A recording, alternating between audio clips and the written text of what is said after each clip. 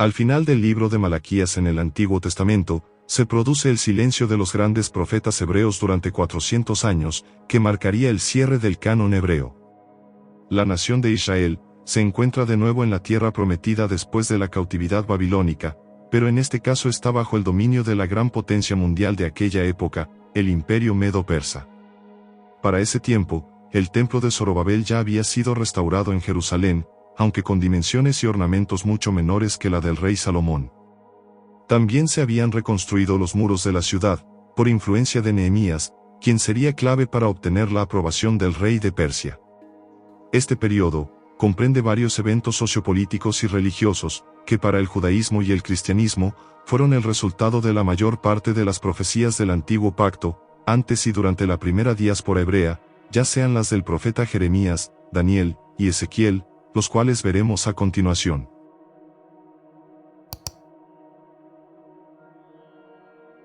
La llegada de Alejandro Magno a Jerusalén.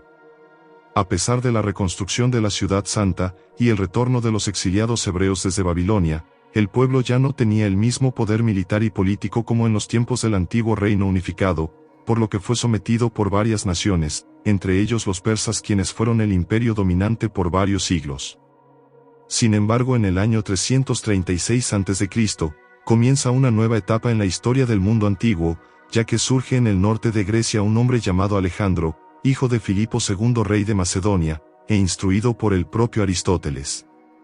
Este nuevo líder militar comenzó a conquistar todo el mundo conocido, y al igual que los persas, empieza a llevar la cultura griega para diseminarla en todo el mundo. Es allí donde empieza la época helenística, y a ser reconocido con el nombre de Alejandro Magno, o Alejandro el Grande.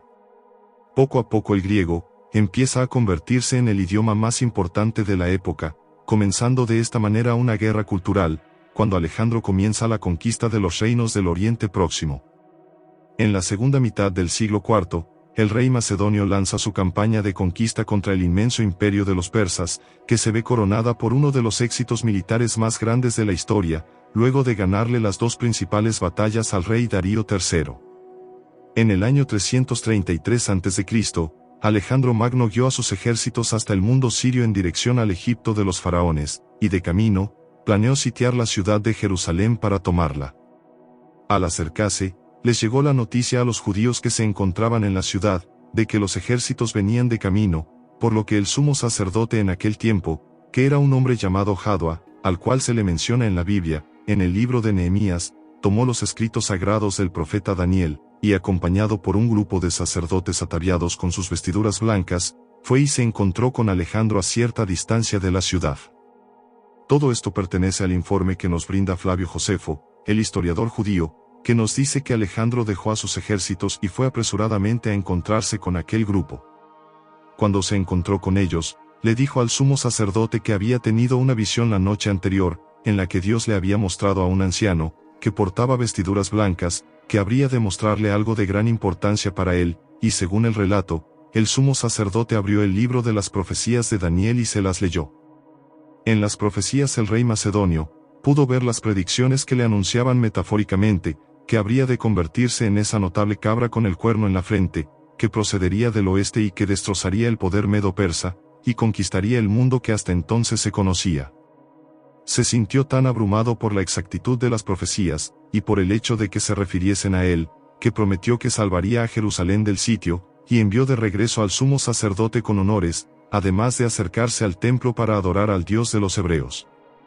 Hay otra versión, en la cual se hace mención de un grupo de samaritanos que aconsejaron a Alejandro, de destruir Jerusalén, pero que al final fueron asesinados por los macedonios. Con ello la región de Judá, que era una provincia del imperio persa, cambia de manos y pasa a depender de los nuevos conquistadores macedonios. La política de Alejandro, desde un principio, fue lograr un mestizaje étnico entre los griegos conquistadores y los pueblos de los países conquistados, mediante las bodas de los generales griegos con princesas locales de los diversos países. La era helenística y su división. Alejandro Magno moriría en el año 323 a.C., cuando tenía más o menos 33 años. Bebió tanto que murió en la mejor etapa de su vida militar, dentro de su palacio en Babilonia, y aunque la historia en general le atribuye su deceso a una terrible fiebre contraída en Asia, hay algunos que piensan que fue envenenado, por lo que sería fruto de una conspiración. Después de su muerte, su imperio quedó destrozado a causa de las disensiones de sus generales, debido a que no había dejado a ningún heredero. Su hijo, Alejandro IV de Macedonia, había sido envenenado a la edad de 14 años junto a su madre Roxana, a manos de Glaucias por órdenes de Casandro, hijo de Antípatro, el general de Filipo II, y del ejército macedonio en Grecia. Por lo que no hubo quien heredase el vasto imperio de Macedonia. Sin embargo, después de algún tiempo los 4 generales que habían dirigido sus ejércitos dividieron su imperio entre ellos, dando origen a los reinos helenísticos. El imperio griego estaba bajo el dominio de los ahora llamados diáconos de Alejandro el Grande, con sus 2 principales capitales en Antioquía y Alejandría. Tracia y parte del Asia Menor quedó bajo el gobierno de Lisímaco, Macedonia y Grecia bajo el dominio de Casandro, el Oriente y Siria por el general Seleuco, y los países del norte de África y Egipto en manos de Ptolomeo.